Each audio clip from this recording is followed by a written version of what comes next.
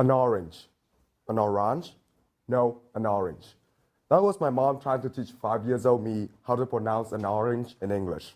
I was tired after the first 15 minutes of learning English and said in a whiny voice, Mẹ, con không muốn học nữa, vì đang mẹ cứ bắt con học tiếng Anh nữa. Mom, I do not want to do this anymore. Why do you keep forcing me to learn English? Ever the emotional and strict parent, my mom smacked my thigh and said, Why do I do this? Why do I teach you and not your cousin B? It is because I love you and not him. That was my earliest memory of the tough love that my parents showed me. Well, not so much my dad, who was a more relaxed parent because my mom did so well in disciplining me. I was not allowed much time to hang out with other kids my age because my parents screened all my friends and was suspicious of the influence they might have had on me. Instead of running around with my neighbors, I would engage in the world of pre-approved books and manga bought by my parents. Instead of having sleepovers at a friend's, I would be in front of my dad's blue Honda scooter on the way to the park or to visit our grandparents. The only sleepovers I ever had were with my cousin B, who was and is my soulmate. And my parents were worried about those as well, because he did not do too well in school or because he introduced me to the fun and danger of tree climbing. My parents wanted the best for me and they worked hard to ensure that I have what I wanted. My mom used to keep a yellow notebook with expenses detailed in it, which she poured over every day to make sure that the small salaries we received as starting physicians could provide for us and could give my sisters and me whatever we desired. Knowing the struggles, I never really asked for much and always frowned upon my oblivious younger sister when she demanded things. As my dad moved up in the medical college ladder, our situation got easier, but the habit of not asking for much from others stuck with me. As my parents were very restrictive and protective of me, I constantly dreamt of the day that when I had more freedom. That day came when I arrived in Singapore at Raffles Institution boarding school as a 15-year-old kid with raging hormones, eager to see more of the world and to have more independence in my life. The changes were drastic. Instead of talking in Vietnamese, I had to use English everywhere, which was tough at first. Instead of delicious home-cooked food, I had to swallow down terrible dining hall food, which was so bad that the chef got fired after my first year there because of all the complaints. Instead of having my own space, I now share a tiny room with 3 other Vietnamese, undergoing some of the same changes I had, which made it somewhat better.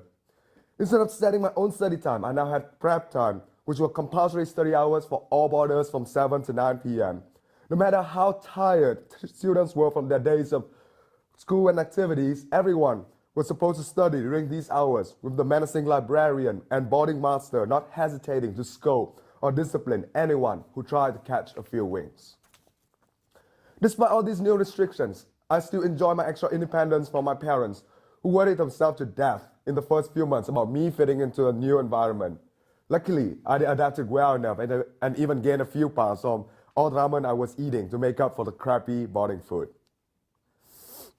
My first 2 years of boarding school were in an all-male school, so we were up to silly antics one could expect from teenage boys when there were no girls around.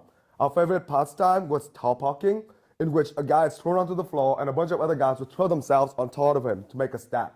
I was smart enough to never have been the bottom guy, and our racket was an 8-guy stack. Aside from all the shenanigans, at Raffles Institution, one of the most accomplished high schools in Southeast Asia, I was brushing shoulders with students who are way smarter and more hardworking than any other student I have ever met.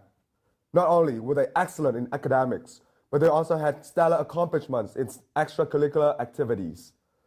Daniel, the guy at the bottom of the stack in Taupo, was first in the National Biology Olympiad, while Brandon, the guy piled on top of him, represented the Singapore youth team in water polo. Compared to them, I did not have much to show at all. I was in awe of them and wondered what allowed them to accomplish so much.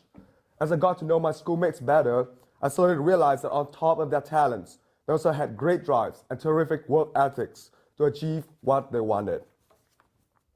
Daniel spent countless hours studying away at the library and at home to accrue as much biology knowledge as he could, while Brandon woke up every day at 5 a.m. and went to bed at 11 p.m. because of his huge amount of schoolwork and practices. These characteristics rubbed off on me and I spent more time with them. Instead of missing most of my track and field practices like I did in the first 2 years, I changed sport became a committed member of the Wushu, a martial art team, and represented my school in the last 2 years. Instead of dreading the prep times, I actively went to them, even when I had the opt-out option, because the library was a much better place to cram for all the exams that I had. Instead of settling for a local Singaporean university or a Vietnamese one like some of my peers, I worked long and hard to maintain my grades and to enrich my resume for a short and American college, a childhood dream of mine, which luckily came true. While Vietnam and my family constructed the base of who I am and filled it with the core values of familial love, hard work, and practicality, Singapore and boarding school helped me realize my potential as a global citizen and assisted me in maturing into a disciplined yet street-smart young man.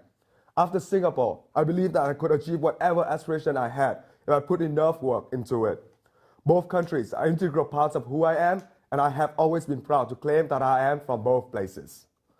My formative years have inspired me to become a good parent like my own, albeit with more lax restrictions. However, I would not hesitate at all to send my kids off to boarding school.